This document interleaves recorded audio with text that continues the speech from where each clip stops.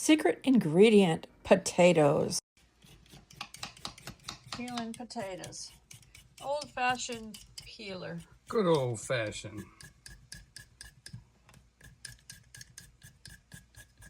For mashed potatoes.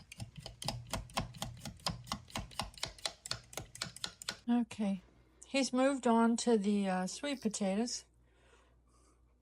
I don't use a peeler for sweet potatoes. The skin is too thick, and you want to get a little deeper into the meat when you're doing a sweet potato. And not like a regular potato. Sometimes if you get a really smooth one, you can peel it, but you see that white there. You want to get all the way down to that orange.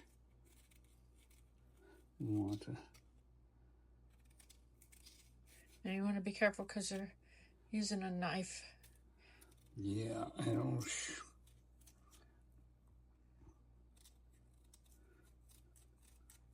And a serrated one at that, which doesn't work as good, but I didn't bring mine over. That was something I didn't think about. I thought of bringing over some utensils, but I didn't think about a paring knife. I figured there was one here. These are all steak knives here. But anyway, I can stop this right now and take our regular knife because now we're just All right, so just to cut down on cooking time, I take my knife like that, you know, and cut potatoes. That way it's a little safer.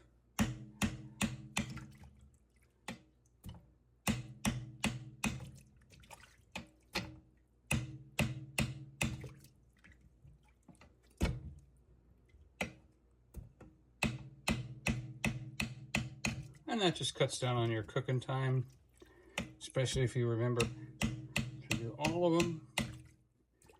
And we'll just rinse this out and put some fresh water in here and let this sit for tomorrow. Then I'm going to take this one.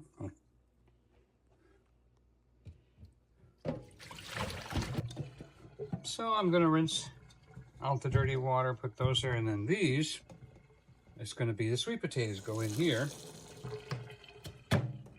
Oh, that one took off. Better wash that.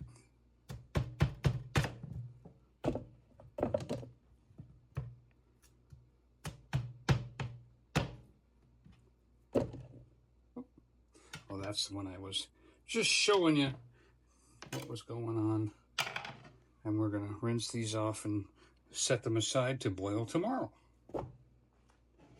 Boiling the potatoes and the sweet potatoes. Or is this? That's the sweet squash, if I can get more in there. Yeah. So this is what you do. You have the reason I pick the butternut is because it's the most meaty, firm squash there is. It's not stringy. So you cut the bell off. You scoop the bell. And right now, I'm not doing a compost pile or anything, but I would absolutely love to throw this into my backyard so that it would grow more squash for me. So you basically clean your bell, get all of that out of there. You could throw it up on the hill. Yeah. And then, of course, I take off the little piece of paper. This I'm going to set on a tray and butter it and season it. I absolutely love about that much butter in there. And then when it's all soft, you mix it together and have your own bowl of squash. Then this piece here, cut the tip off. Try to cut it in the sections that will allow you to do what you need to do. So, like, if you try to do this curve here, you waste squash. So what you do is you get your square pieces and get your skin off this way. Some people boil it a little bit to loosen the skin. I don't. But I suppose if I was, smaller hands, not as strong, I would, boil it first to get the skin off easier. You can certainly do that. Just drop it in the water and hot water for 15 minutes, pull it out, and this will come off much easier. And then this goes here and right into the pot. And same with this one.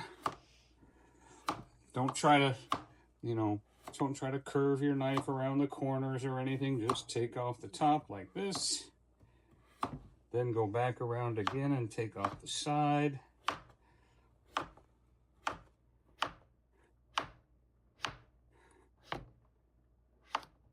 Check your work, make sure you've got it all clean.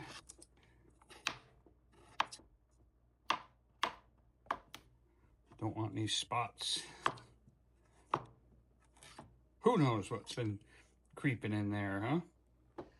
Cut it in half, drop it in the sauce, hot water. Then this is the last piece. You can just go right with that angle.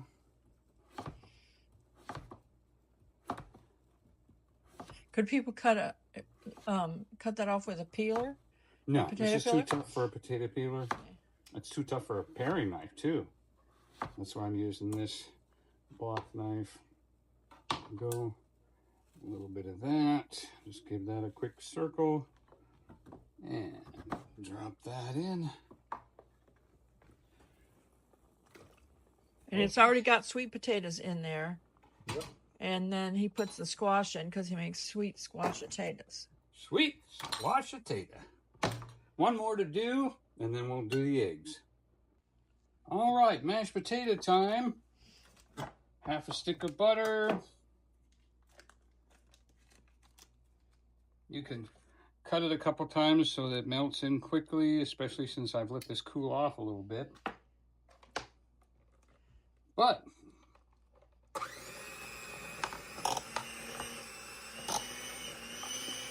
Do you mash your potatoes with the old-fashioned masher or with a mixer? yeah. Now these have been sitting a little while I was working on the pies. I should have done them hot, but that's all right. So what happens is I'm going to put this in a pan and put that pan in an oven so that I don't have a whole bunch of stuff on the top of the stove. This is the way I do it. And some people do milk, but I don't. I love a baked potato sour cream. Who loves baked potato sour cream? Who loves their baked potatoes and all that? Now, those of you that don't like sour cream, you won't mind what I do, because I'm going to take my spatula and about a half a pint of sour cream. And what I get are these pretty white potatoes.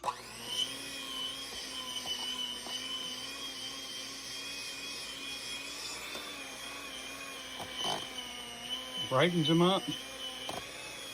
Makes them just right. Of course, I'm not adding any salt. Look at how much whiter that is when after you add the sour creams. Creamy looking too.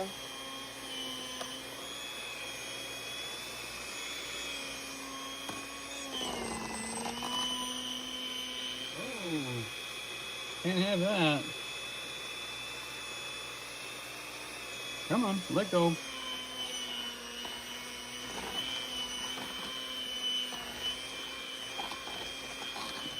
Okay, dig down into them corners.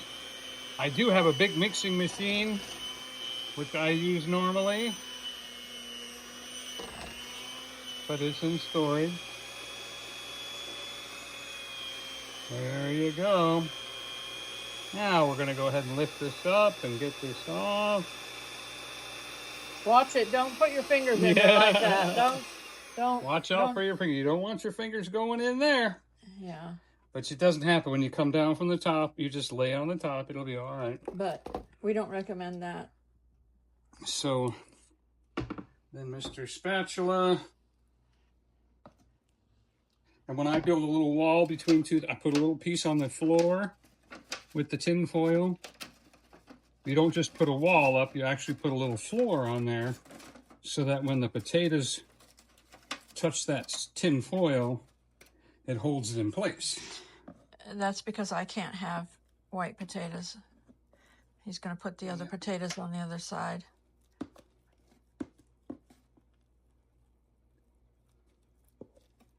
And the nice thing about this is that you don't have your stovetop covered with pots and pans, mashed potatoes.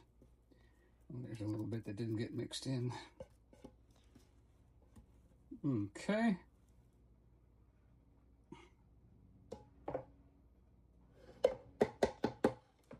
All right. Push this up into the corners like that.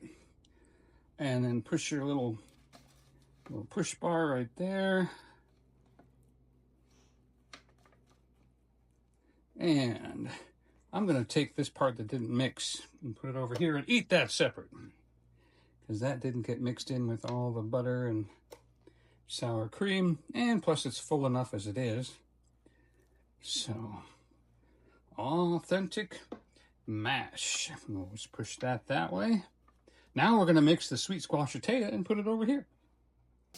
Washing that to get all of the potato off, since I cannot have that. I have an allergy to white potatoes, so he's trying to get all that off. All right, the squash. Half a stick of butter. Now this one doesn't get sour cream. This gets about a half a cup of evaporated milk. About that much. Just a nice little dash like that. Of course, that's why you're making pumpkin pies and all that. Okay. This has got the squash and the sweet potato in it already. Yep, squash cooked together. The sweet potato and the squash have both been boiled together. And oh, that's right. Go ahead and stop. All right.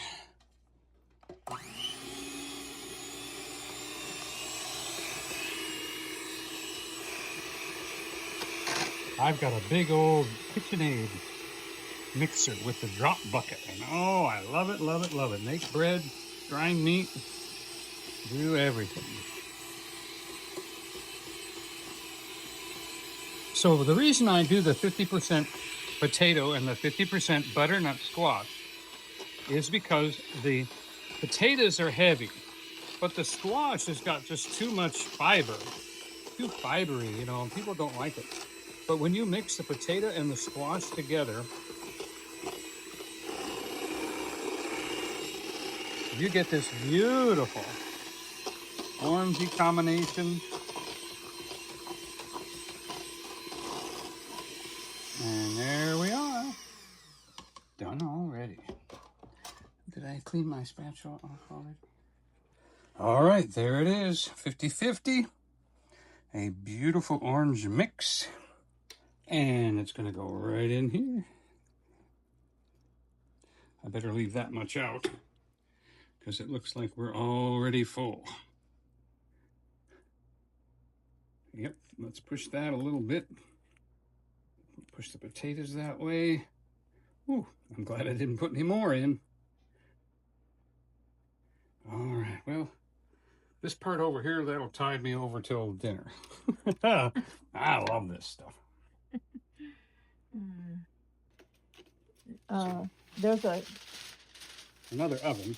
A camper that Donnie's been fixing that has an oven, and he's going to warm this up over there, and that. I'm gonna put that in just put that oven on warm, and then that way. He's been rehabbing it, and it's got an oven in there. Yep, got a nice oven. We don't have an oven, but that one does. And my oven right now is cooking pies. It's just too hot. So how would you keep this warm? Either you could put it in the oven. Is cooking pies. Also, you could also put these into microwavable containers and just microwave them at the time of your meal. But since we don't have that option, I'm going to run this over to another oven after I put my coat on. He's getting started. Everything's ready for the meal. So I just pulled this the acorn squash thing out, the butter, and you take all the insides and you kind of dig on the insides like that and scrape the insides and mix the butter and the sausage, or not sausage, the seasoning, and all of that together. So all you've got left is this empty shell that you don't eat.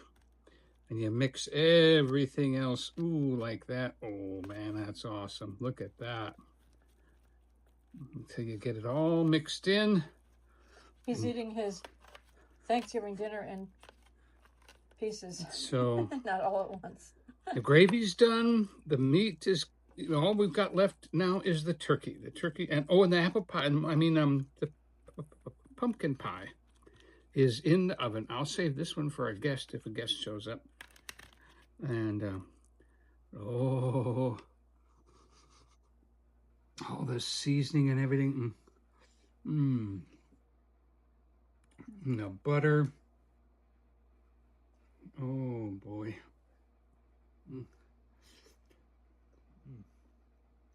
Thumbs up if you do say so yourself. A la Chef Donnie. Good. Good. All right. Well, there's the potatoes.